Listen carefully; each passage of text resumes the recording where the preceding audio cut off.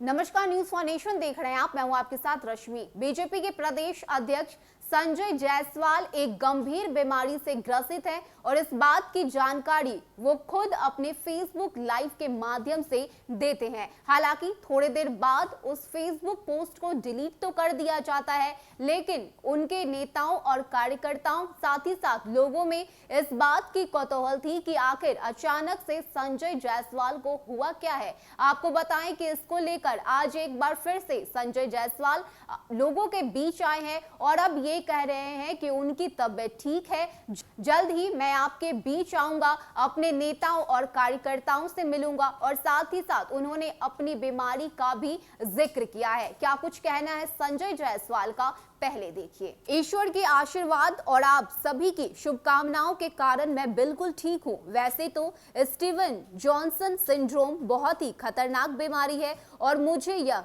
Uric acid की एक दवा जो मैं विगत 15 दिनों से खा रहा था उसके कारण हुआ, पर यह दवा लाखों लोगों के लेने के बावजूद पूरे देश में मुश्किल से 50 से 100 लोगों को ही होती है, इसलिए कोई सोच भी नहीं सका।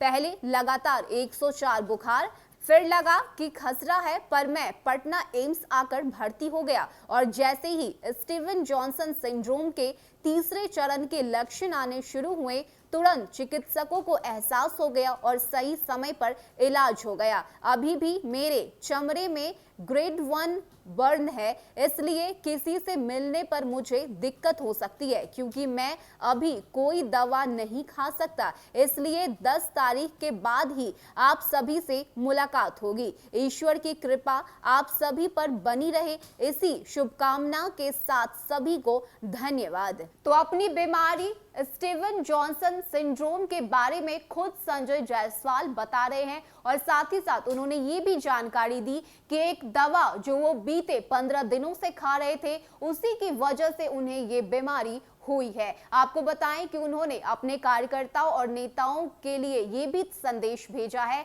कि 10 तारीख से वो उनके बीच होंगे और साथ ही उन्होंने लोगों को धन्यवाद भी किया है कि आपकी शुभकामनाओं की वजह से अब मैं पूरी तरह से ठीक हूं और जल्द ही आपके बीच होऊंगा। तो आपको बताएं कि डॉक्टर संजय जायसवाल ने खुद अपनी इस बीमारी की जानकारी दी और अब वो ये भी कहते हुए नजर आ रहे हैं कि वो ठीक हो चुके हैं और जल्द ही अपने कार्यकर्ताओं और नेताओं के बीच होंगे। फिलहाल के लिए इतना ही। ज्यादा अपडेट के लिए आप बने रहिए न्यूज फॉर नेशन के साथ। नमस्कार।